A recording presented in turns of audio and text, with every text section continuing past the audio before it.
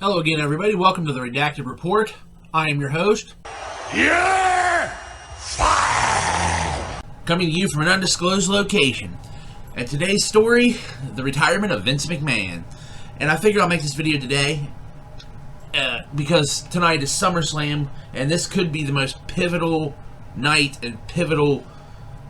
Like I said, I say pay-per-view, but technically it's not a pay-per-view, but I grew up saying pay-per-view, I'm going to die saying pay-per-view. This could be the most pivotal pay-per-view in WWE history, or at least since maybe the first WrestleMania, because this is basically, like, SummerSlam is basically the WrestleMania of the summer, and it's a way to, it could be used as a way to maybe reboot the WWE going forward, and there's a major reboot going on in the WWE with obviously Vince McMahon retiring amid all the allegations of the hush money payments he's made to women over the years, and Triple H taking over as the head of talent relations and in the creative role. Now, Vince's retirement actually came as a shock to me. I was at work when I saw it on Twitter, and it was kind of a shock to me. I didn't think that he would actually retire. I knew there was, obviously some stuff going down and all that, but I didn't actually think he was going to retire.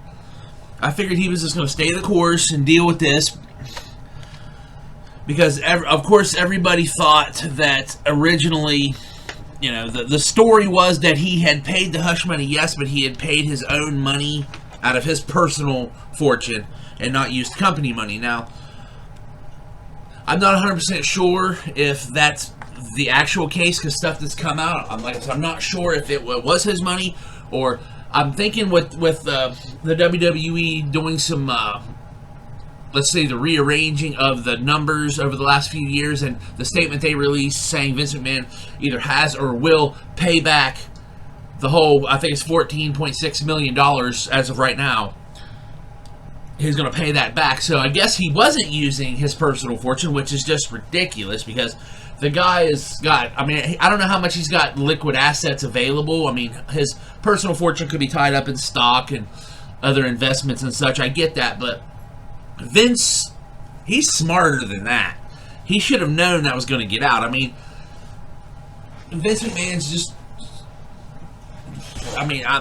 I'm just surprised with that. That's why you should never take a company public. There was no reason to take the WWE public anyway, other than the fact that he just wanted to show the world that the WWE is here. That's the only reason he did it, because they had no reason to take it public.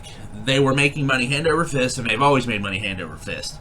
Taking the company public, just, you had more people to answer to, and now it's finally come back to bite Vince in the ass. And I'll talk about in a minute why I think he took the company public anyway, because it's always been a theory of mine, and I've told a lot of people this, and they don't agree with it, but it's just my theory. But we're going to talk about now retirement of Vince and everything, and we all know the story of how it happened. It started out with the paralegal who Vince met in where they both lived in the same condo complex or whatever the hell. So she got a job as a quote-unquote paralegal, but she was basically Vince McMahon's little toy, and then she was passed on, as her friend said, passed on to John Laurinaitis as a toy, Laurinaitis is just a sleazeball anyway, so I can actually see that. And Vince McMahon's not exactly the most pristine person, but, be that as it may, it doesn't matter. That doesn't really matter to me. I don't really care either way about that, but and then of course, once that got out, then with lawsuits filed by shareholders, and then the discovery process hasn't even started yet, and more of this stuff's coming out, so who knows what else is coming out. So did Vince McMahon retire? Because obviously there's a lot of reasons why he retired so suddenly. It's not because he's 77 and just wants to enjoy his life, because working in the WWE is Vince McMahon's life. He's never taken a day off, and he probably don't know what the hell to do with himself.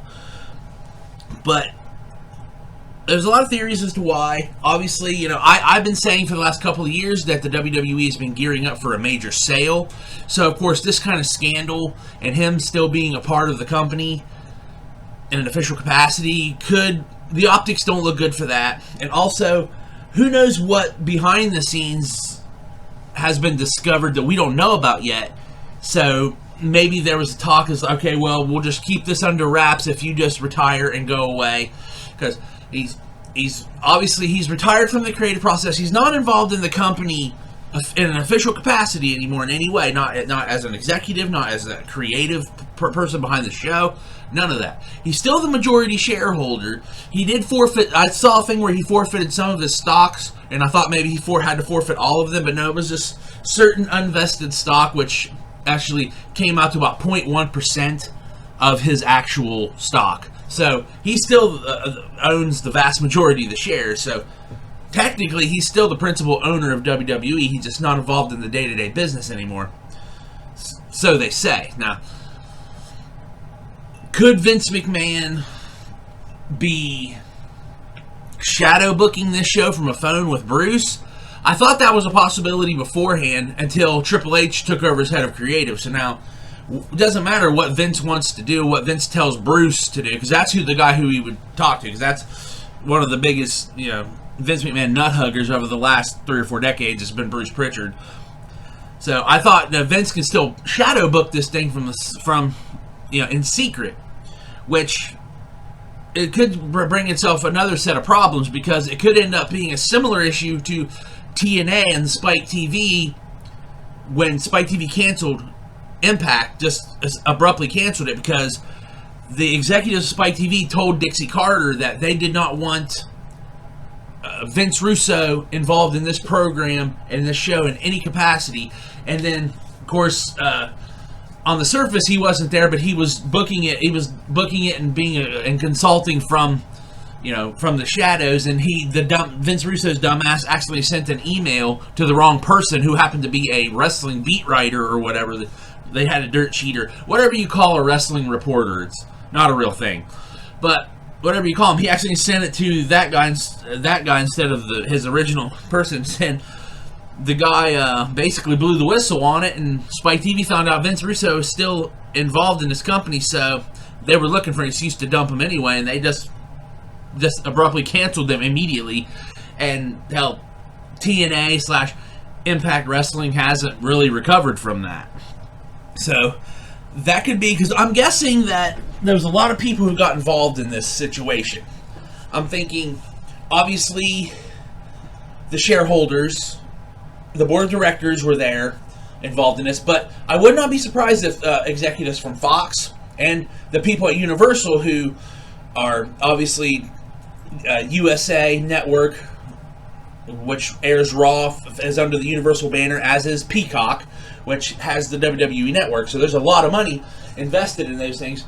Probably telling them that this is not a good look for us, and if you want, and with renegotiations on the horizon for TV deals and things, maybe we want Vince out of there. And maybe there's some conditions, sort of like what Spike TV gave to Dixie Carter all those years back, saying if Vince McMahon's involved in this company, we're not going to negotiate or something. So that was probably one of the reasons why. I still think it's going to be sold. And the way this company is, the structure of the company now, it's actually kind of perfect the way they did it, because you got Nick Khan and Stephanie McMahon as co-CEOs. Now, Stephanie McMahon can do a lot of good things in the business and for the company. Doing executive role things is not her forte. Before she went on her hiatus to spend time with her family, she was the chief branding officer, which she was good at. Basically, she just showed up at events and things, and talked up the WWE and all the good things they do outside of the ring. She was good at that, but then she was given more executive responsibilities, and from a lot of reports of people close to the situation, she fell flat on her ass on that thing. But Nick Khan can do that, so really, it's a great thing, because Nick Khan can handle all the business stuff. And Stephanie McMahon can be sort of like the corporate face of the company right now, which she's good at.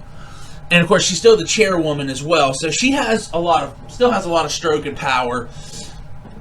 This is all she stays away from the creative aspect of the show, because I think Triple H taking over creative could be a very good thing, because Triple H, a lot of people want to hate on Triple H for whatever reason, but I think Triple H, if he's given good reign of everything like he has now, I think he can do some good for the company, because even though Triple H understands that this is entertainment and everything, he also is a true wrestling fan. because that's something that I don't think Vince McMahon ever was, and I'll get to that in a minute. Triple H is a wrestling fan, and I have not, and admittedly, I have not watched Raw and SmackDown this week when Triple H was obviously had his, he was lording over it. But from what I hear, it seems like some of the matches are a little longer. The commentators seem way more calm and at ease at the table. So I guess someone even said WWE fans and not WWE Universe, which is good signs. I mean, it's okay to say the word wrestling and fans and belt. It was so stupid when they did that. It's wrestling. Like, Vince McMahon and like a lot of his people, like Kevin Dunn, for instance, will tell you this isn't wrestling, this is entertainment. It's like, it's World Wrestling Entertainment. It's still wrestling, and believe it or not, there are more people out there that are wrestling fans than are sports entertainment fans.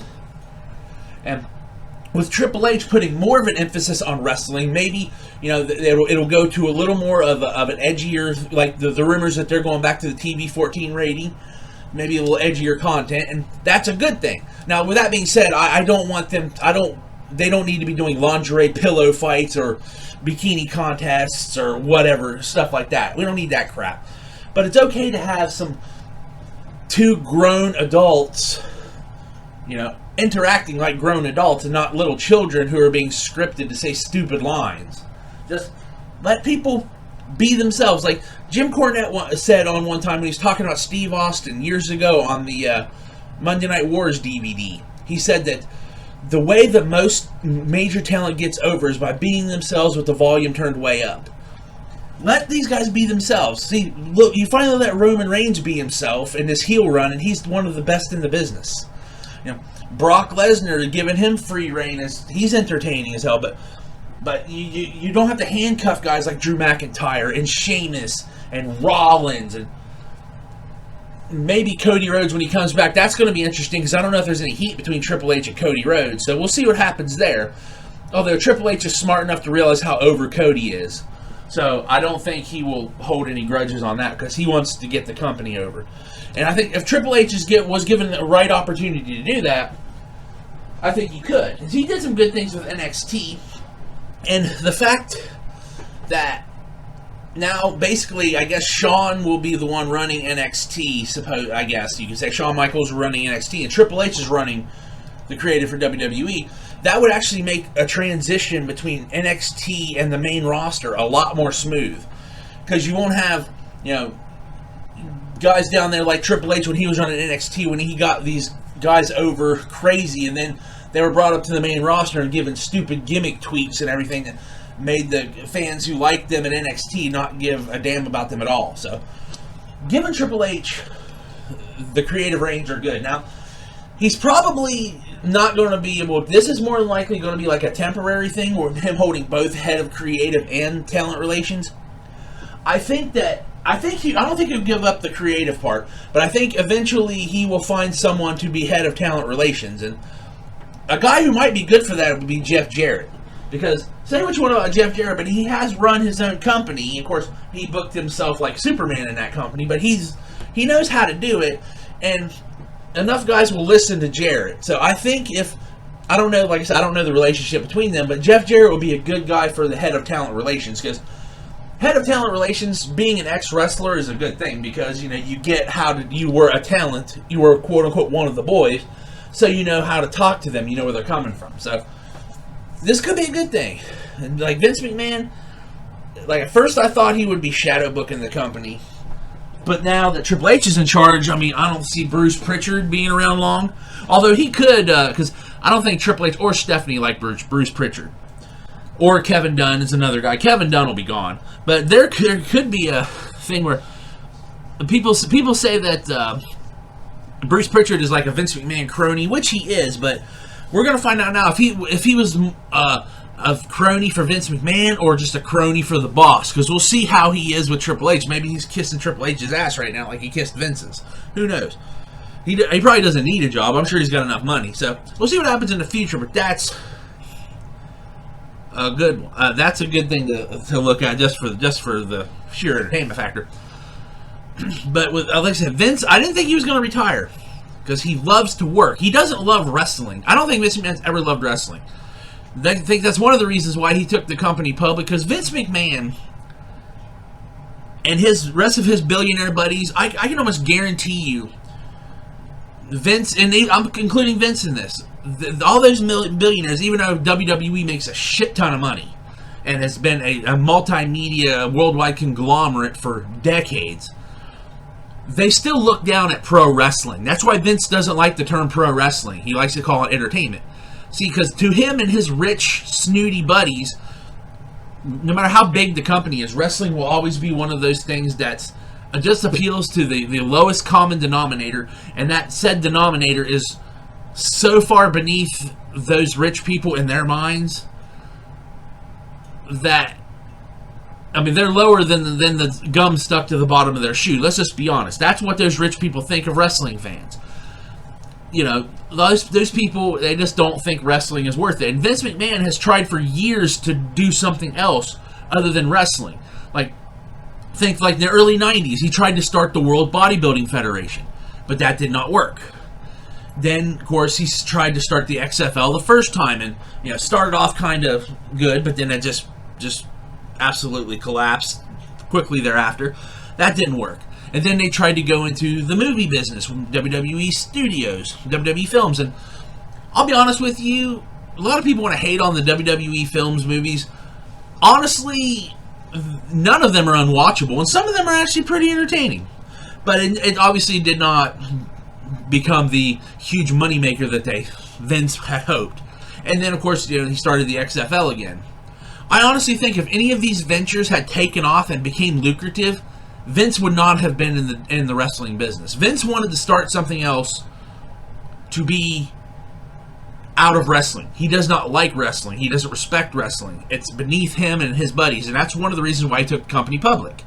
Because he probably thought if he took the company public, it would make him like look like, okay, we do belong with the top tier of the businesses and things, and we belong with these people because we're a private company and we're trading on the stock market and yada yada yada. So that just gave them validity, so to speak. That's why I think he took it public, because really, you take a company public when you're building it, and then you spend yourself into massive debt building the company. So it's an easy way to get yourself out of that debt by selling off little pieces of the company and taking it public. So, you know, you're selling pieces of the company and making money, getting yourself out of debt so you can, you know, get the ball rolling.